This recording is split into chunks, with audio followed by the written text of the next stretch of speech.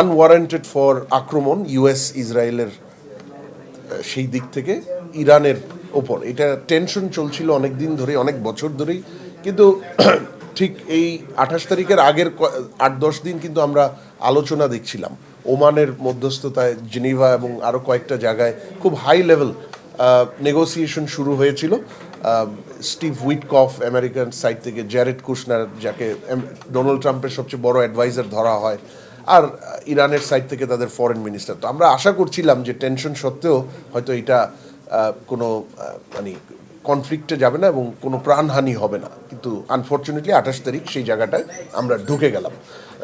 এটা টেনশন থাকলেও I think এই যুদ্ধটা এইভাবে শুরু হবে ফেব্রুয়ারির 28-এ, এটা বোধহয় পৃথিবীতে খুব বেশি মানুষ এক্সপেক্ট করেন নাই।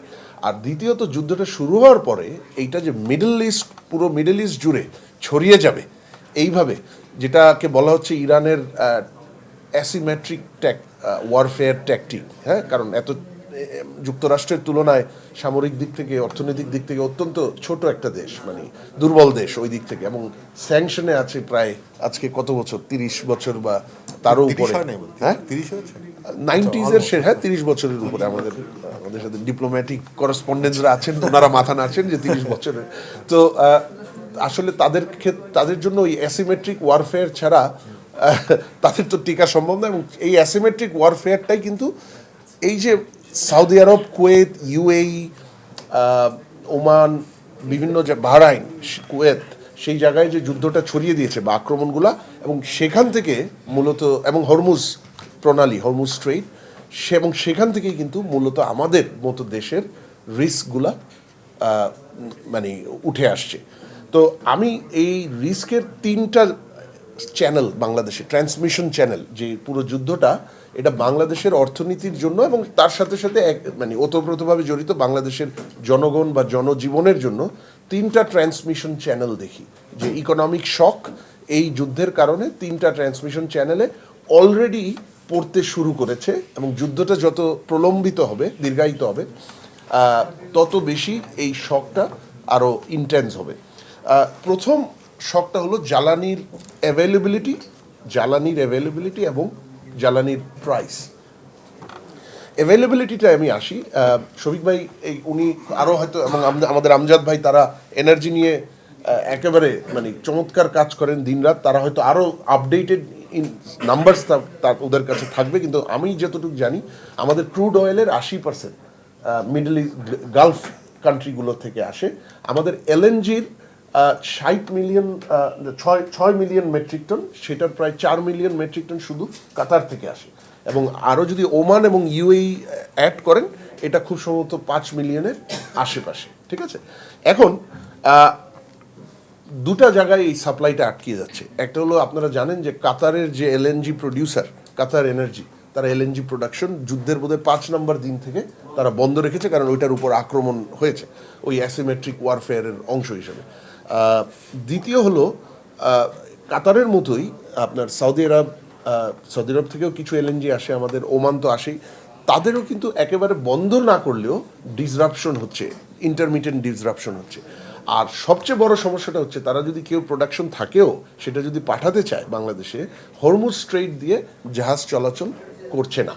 আমরা কয়দিন আগে কিছু, এটার সত্যতাটা আমরা জানি না, আমরা দেখেছি যে 2-3 দিন আগে যে বাংলাদেশের জাহাজ হলে ছেড়ে দিবে, কিন্তু বাংলাদেশের তো এলএনজি ট্যাঙ্কার নাই, বাংলাদেশের তো অয়েল ট্যাঙ্কার নাই। বাংলাদেশ এগুলো ইম্পোর্ট করে, এগুলো বিদেশি ফ্ল্যাগ ভেসেলেই কিন্তু ইম্পোর্টেড হবে। সুতরাং সেই জাহাজ বাংলাদেশের তেল আনছে বলে বা এলএনজি আনছে বলে সেটা ছাড় পাওয়ার কোনো কারণ বা সুযোগ আমি দেখছি না। এবং এই যে ডিসরাপশনটা, সাপ্লাই ডিসরাপশন, অলরেডি আমরা অ্যাজ অফ গত মঙ্গলবার পর্যন্ত আমি জানি যে মার্চের 25 তারিখের মধ্যে যে এলএনজি কার্গোগুলো আসার কথা ছিল ওখান থেকে শিপ, তার মধ্যে অন্তত 2টা আসতে পারবে না, অন্তত 2টো। আর আমরা যদি আরেকটা অ্যাসেসমেন্ট গত মঙ্গলবার পর্যন্ত ছিল যে মার্চ, এপ্রিল, মে 3 মাসে 1 কোয়ার্টার এলএনজি মুভমেন্ট, সেটা বাংলাদেশের অ্যাবাউট 24 থেকে 25টা এলএনজি শিপ আসার কথা এই সময়টার মধ্যে, যার মধ্যে অন্তত 18টা হরমুজ দিয়ে পার হওয়ার কথা। তাহলে যুদ্ধ যদি আপনার দীর্ঘায়িত হয়, এইগুলো তো আপনার আসবে না। অলরেডি 2টা এফেক্টেড, মানে জাস্ট এই আমি বলছি যে গত মঙ্গলবার, যেটা উড হ্যাভ বিন আপনার 11-12 দিনের মধ্যে। সো এটা হলো আপনার এলএনজি। এখন আপনি অন্যখান থেকে সোর্স করতে পারেন, কিন্তু সেগুলো স্পট মার্কেট থেকে নিতে হবে, সেই জায়গাটা আমি আসছি। তখন অ্যাভেলেবিলিটি, প্রাইস দুইটারই ইস্যু আসে। আর ক্রুড অয়েলের ক্ষেত্রে যেটা হয়েছে যে আমাদের এগেইন ওই ক্রুড অয়েলের যেগুলো সৌদি আরব, ইউএই, কুয়েত থেকে আসছে, সেটা তো হরমুজ দিয়েই আসতে হবে, সেটা আসার এই মুহূর্তে কোনো সুযোগ নাই। তবে আমাদের হয়তো একটা আশার আলো, আমাদের ডিজেলের একটা বড় অংশ কিন্তু অনেক আগে থেকে অন্য সোর্স থেকে আসে। সেটা হলো, আমি একটু বলি আপনাদেরকে, আমাদের মালাক্কা স্ট্রেইটস দিয়ে 45% আসে সিঙ্গাপুর থেকে। সিঙ্গাপুর এটা প্রডিউস করে না, কিন্তু সিঙ্গাপুরে যারা প্রডিউস করে তারা এটাকে ফরওয়ার্ড বেস হিসেবে স্টোর করে, বা সিঙ্গাপুরিয়ান ট্রেডাররা এগুলোকে এনে সেই জায়গাতে স্টোর করে তারা বিভিন্ন জায়গায় বিক্রি করে। আর 22% আসে মালয়েশিয়া থেকে।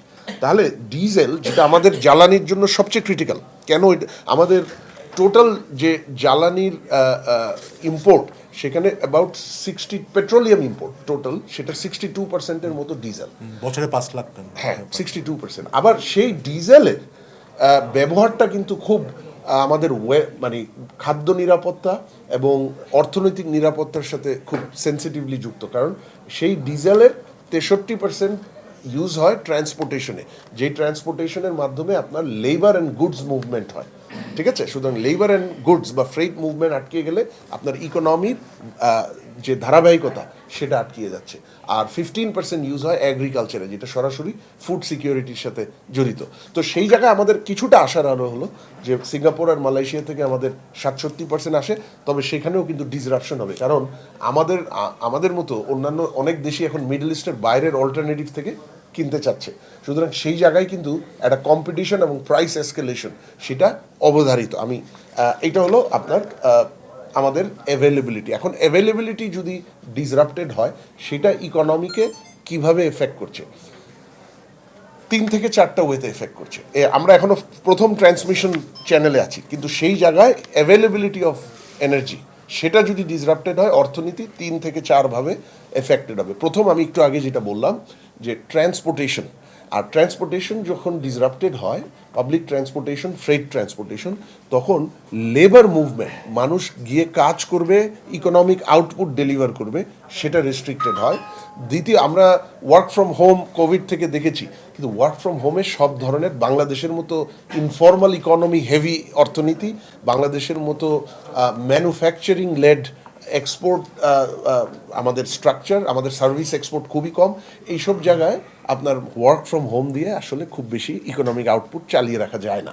আচ্ছা, দ্বিতীয় এফেক্টটা পাওয়ার প্রোডাকশনে। আমাদের এখনও একটা বড় পাওয়ার প্ল্যান্টের গুলোর একটা বড় অংশ কিন্তু আমাদের এই গ্যাস বেসড, ফার্নেস অয়েলও আছে, কিন্তু একটা বড় অংশ হলো গ্যাসের প্রোডাকশন। এটা হলো দ্বিতীয়।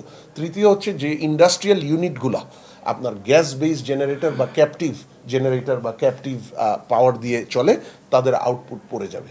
সো এই 3টা জায়গায় আপনার অর্থনীতি ব্যাপকভাবে এফেক্টেড হবে। এবং আপনারা দেখছেন যে এখানে মানে মানুষের আয় রোজগার, বিভিন্ন ব্যবসা প্রতিষ্ঠানের তাদের যে ডিস্ট্রিবিউশন, সেটা ব্যাহত হয়ে ব্যবসা ব্যাহত, পাওয়ার ডিসরাপশন থেকে আপনার ওভারঅল যে জনজীবন এবং ইন্ডাস্ট্রিয়াল ডিসরাপশন, আর ডিরেক্ট গ্যাস ডিসরাপশন থেকে ইন্ডাস্ট্রিয়াল আউটপুট। 4 নম্বর আরেকটা হলো ফার্টিলাইজার। অ্যাগেন আমরা ইম্পোর্ট করতে পারি, কিন্তু সেখানেই আসবো আমরা প্রাইসের বিষয়টা। কিন্তু ফার্টিলাইজার অলরেডি কিন্তু প্রোডাকশন কমানো হয়েছে গত 15 দিনে এই জিনিসটা আসার পরে। এবং আমাদের সামনেই এগ্রিকালচারের যে সিজনালিটি, সেই জায়গায় কিন্তু সামনে কিছু এই ফার্টিলাইজারের ব্যবহারটা সামনে রিকোয়ারমেন্টটা, সিজনাল রিকোয়ারমেন্ট বাড়তে যাচ্ছে, সেই জায়গায় ডিসরাপশন। এটা হলো আমাদের প্রথম section of energy availability, first চ্যানেলটা। Second section of that channel, transmission channel, shocks, price.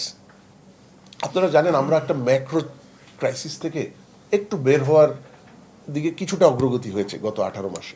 এই ম্যাক্রো ক্রাইসিসে আমরা পড়েছি 22 সালের জুন জুলাই অনওয়ার্ডস, যেটার মূল 2টা ফিচার হলো ফরেন এক্সচেঞ্জ রিলেটেড দুর্বলতা, সেখানে রিজার্ভ কমে গেছে, টাকার ভ্যালু 41% ডিটেরিয়েট করেছিল বিটুইন জুলাই অ্যান্ড ধরেন 24-এর মাঝামাঝি সময়ের মধ্যে।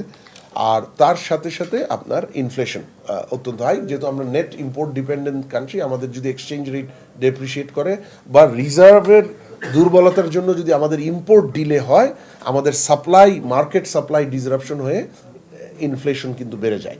এখন সেই জায়গাটাতে আমরা গত 18 মাসে কিছু আর্লি স্টেবিলিটি আমাদের এসছে, মানে আর্লি স্টেবিলিটি, আমি বলবো যে স্থিতিশীলতা, কিন্তু আমাদের শক্তি আসেনি। আমরা 19-20 বিলিয়ন থেকে রিজার্ভটা 29 বিলিয়নে এনেছি, নেট রিজার্ভটা। এক্সচেঞ্জ রেট 24-এর অগাস্ট সেপ্টেম্বর থেকে মোটামুটি গত সপ্তাহ পর্যন্ত স্টেবল ছিল। আপনারা হয়তো যারা ফলো করছেন দেখেছেন গত সপ্তাহে 60 পয়সা অফিসিয়ালি টাকা ডেপ্রিসিয়েট করেছে, বাইরে মার্কেটে প্রায় 2 টাকার কাছাকাছি ডেপ্রিসিয়েশন হয়ে গেছে। এটা কিন্তু 24-এর সেপ্টেম্বর থেকে হয়নি, এটা হয়েছে গত সপ্তাহে। ঠিক আছে, হতে পারে কিছুটা ঈদের এফেক্ট, ঈদের আগে একটা বড় ডিমান্ড থাকে, কিন্তু আমরা এনার্জির এফেক্ট যে অলরেডি পড়ছে না এটা রুল আউট করতে পারবো না। ঠিক আছে, আচ্ছা, এখন এই যখন অলরেডি আমরা একটা ম্যাক্রো দুর্বলতায় আছি, পতন ঠেকিয়েছি, এটা আমাদের গত 18 মাসের একটা সাকসেস, কিন্তু দুর্বলতার জায়গা থেকে আমরা যাইনি। এবং যেখানে আমাদের রিজার্ভটা আমাদের এখন বাড়ানোটা আরও জরুরি হয়েছিল, কেননা আপনারা জানেন আমাদের 3.49% ছিল গত ফিসক্যাল ইয়ারের ইকোনমিক গ্রোথ। এটা কোভিড গ্রোথের চেয়েও কম, কোভিড টাইম গ্রোথের চেয়েও কম, কারণ বিভিন্ন বিষয় মিলে ম্যাক্রো চ্যালেঞ্জ, রাজনৈতিক পট পরিবর্তনের পরে বিভিন্ন ধরনের সিদ্ধান্ত ব্যাপারে অস্থিরতা, ইনভেস্টর কনফিডেন্স, এটা 3.49%-এ চলে আসছে, রাইট? এখন এটাকে তো আমাদের 5%-এ নিতে হবে, 6%-এ নিতে হবে। এই $29 billion is not sufficient even to take it to 5% growth rate, কারণ 5% গ্রোথে গেলে ইকোনমির যে ইম্পোর্ট ডিমান্ড হবে সেটা $29 বিলিয়ন দিয়ে আমরা ইয়ে করতে পারবো না। এখন তার উপর চলে আসছে এই যে এনার্জি ক্রাইসিস মিডল ইস্টের কারণে, তার জন্য আমাদের অতিরিক্ত দাম দিয়ে এনার্জি কিনে ইকোনমি ধরে রাখা, এবং সেই অতিরিক্ত দাম দিতে গিয়ে আমাদের ম্যাক্রো যে রিকাভারি করার চেষ্টা করছি, বিশেষ করে foreign exchange and balance of পেমেন্টে, সেটা কিন্তু আবার আমরা গর্তে, মানে দুর্বলতায় পড়ে যেতে পারি। আর তার সাথে সাথে টাকার ডেপ্রিসিয়েশন হয়ে টাকার উপর প্রেশার, ইনফ্লেশন ফাইটটাও কিন্তু আমাদের শেষ হয় নাই। উল্টা গত 4 মাস আপনারা জানেন ইনফ্লেশন ঊর্ধ্বমুখী, 9% পার হয়ে গেছে ফেব্রুয়ারি মাসে। সেই ইনফ্লেশন ফাইটটা কিন্তু আবার কঠিন হয়ে যেতে পারে। আমরা 13-14%, আমি ব্যক্তিগতভাবে মনে করি ইনফ্লেশন 13-14%ই আছে। বিবিএস যে বেসড ইয়ারটা ইউজ করে 2016, এটা রং। 2022 ইউজ করলেই এক্ষুনি ইনফ্লেশন আপনাকে 13-14% দেখাবে। ঠিক আছে, সুতরাং এইটা কিন্তু আরও বেড়ে যাওয়ার একটা বড় ঝুঁকি সৃষ্টি হয়েছে এর মধ্যে। এটা কেন?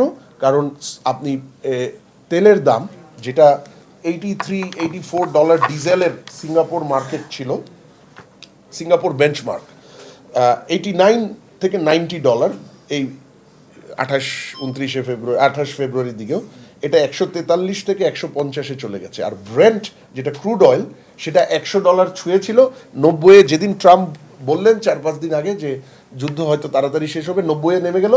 পরের দিন আবার বললো যে না আমরা কন্টিনিউ করবো, আবার এটা 100-র আশেপাশে চলে গেছে। আর হ্যাঁ 103, হ্যাঁ আজকে 103। আচ্ছা, এই পুরো বছরটা কিন্তু ক্রুড অয়েল প্রাইস $60 থাকবে বলে সবার প্রজেকশন ছিল, মানে ওয়ার্ল্ড ওয়াইড। সেখান থেকে আমরা অলরেডি 103-এ আছি। আর ডিজেলে সিঙ্গাপুর বেঞ্চমার্ক 100 পার হয়েছে, 100-তে পৌঁছেছে। এলএনজিতে আমরা একটা গত 1-2 বছর খুব স্টেবল প্রাইস পেয়েছিলাম, সেখান থেকে অলরেডি যেটা এশিয়ার একটা প্রাইস রেফারেন্স আছে বেঞ্চমার্ক, জেকেএম বলে, জাপান কোরিয়া মার্কেট, সেটা বোধহয় 6-7 তারিখেই এটা চলে গেছে, এটা 63% ইনক্রিজ হয়েছিল ওই যুদ্ধ শুরুর পর থেকে। নর্থ ওয়েস্টার্ন ইউরোপ, যেখান থেকে এলএনজি আনা সম্ভব, সেই জায়গায় 57% ইনক্রিজ ছিল মার্চের 6-7 তারিখের মধ্যে। এবং বাংলাদেশ যে স্পট প্রাইস বুক করছে, সেখানে কিন্তু আমরা $21 থেকে $28 মধ্যে পার MMBTU ইউনিট আমরা করছি। শফিক ভাই, এই যুদ্ধের আগে কত ছিল? 10-12-র আশেপাশে বোধ হয় আমরা এভারেজ 11, হ্যাঁ, লং টার্ম হচ্ছে বিলো 11।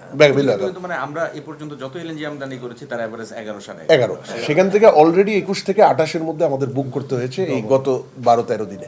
এবং যুদ্ধটা যদি এগেইন প্রলং করে, ইউক্রেনের সময় এটা খুব সম্ভবত $38 হাইয়েস্ট গেছিল একটা পর্যায়ে MMBTU, হ্যাঁ 52 গেছিল। আচ্ছা, এইবার কিনেছিলাম $38। আমরা হাইয়েস্ট, ওইটাই বাংলাদেশের হাইয়েস্ট প্রাইস ছিল ওই সময় $38 ইউক্রেন সময়। এইবার যদি যুদ্ধটা 6-7 সপ্তাহের বেশি এক্সিড করে, তাহলে আমাদের 38-এর বেশি দিয়েই কিনতে হবে। সুতরাং জাস্ট ইম্যাজিন যে আপনারা চিন্তা করে দেখেন, আমাদের যে ডলার ডিমান্ডের উপর, ডলারের উপর যে ডিমান্ড প্রেশার পড়বে, আর সরকারের যে ফিসকাল আর্থিক যে সাপোর্টটা দিতে হবে এই অ্যাডিশনাল, সেটার যে প্রেশারটা পড়বে। আমরা গত বছর খুব সম্ভবত এলএনজি ইম্পোর্ট করেছি 55,000 কোটি টাকার গত ফিসকালে, আর ক্রুড অয়েল ইম্পোর্ট করেছি 65 বা 66,000 কোটি টাকার। তাহলে আমার যদি প্রাইস এখন ডাবল ট্রিপল হয়ে যায়, তখন আমার এই ফিসকাল প্রেশারটা সরকারের উপর, আর পুরোটাই কিন্তু ইম্পোর্ট করে আনতে হবে। সেই যে এডিশনাল ডলার লাগছে, সেইটা হলো গিয়ে আমার ম্যাক্রোকে একেবারে আবার দুর্বল জায়গায় নিয়ে যাবে। যে গত 18 মাসে আমরা মোটামুটি একটা জায়গায় এসেছি, তার চেয়ে আমরা একটা বড় বিপদে আবার পড়ে যেতে পারি। দ্বিতীয় ট্রান্সমিশন চ্যানেলটা হলো এক্সপোর্টস, যেটা শামস মাহমুদ আছে, আমরা তার থেকে আরও ডিটেইলে শুনবো। আমাদের এক্সপোর্টের প্রায় 52-53% ইউরোপিয়ান ইউনিয়নে যায়। নর্থ আমেরিকা, বিশেষ করে ইউনাইটেড স্টেটস আর কানাডায় যে পার্টটা যায়, তার একটা বড় অংশ, আর ইউরোপের পুরোটাই আমাদের কিন্তু এই গালফ অফ এডেন আর সুয়েজ ক্যানেল দিয়ে যায়। এখন সেটা হরমুজ না, কিন্তু হরমুজের একদম পাশে দিয়ে, যার ফলে যখন থেকে যুদ্ধ শুরু হলো, ইন্টারন্যাশনাল শিপিং কোম্পানিগুলো, গ্লোবাল শিপিং কোম্পানিগুলো রিরাউট করছে তাদের অনেক জায়গায়। প্রথমত তারা রিরাউট করছে কেপ অফ গুড হোপ দিয়ে, আফ্রিকার নিচে দিয়ে। অ্যাভারেজে 30% ফ্রেট কস্ট বেশি, minimum 10 days up to 16 days freight time বেশি। এখন আমাদের এক্সপোর্টে আমাদের মহিব ভাই সমকালে প্রায় এক্সপোর্টের উপর খুব ভালো রিপোর্ট করেন। আমাদের এক্সপোর্টে আমার এখানে জসিম ভাইও আছে, আমি ফাইন্যান্সিয়াল এক্সপ্রেসে কোই জানি দেখছিলাম, এখন আবার দেখছি না, উনিও এক্সপোর্ট কাভার করেন সবসময়। আমাদের এক্সপোর্টের যে যত দুর্বলতা আছে, সবচেয়ে বড় দুর্বলতা দুইটা। একটা হলো উৎপাদনশীলতা, প্রোডাক্টিভিটি, আমাদের অন্যান্য কম্পিটিটরের তুলনায় অনেক পিছনে আমরা। আর আমাদের দ্বিতীয় সর্বোচ্চ, বা দ্বিতীয় বলবো না, দুইটা অলমোস্ট ইকুয়ালি ব্যাড।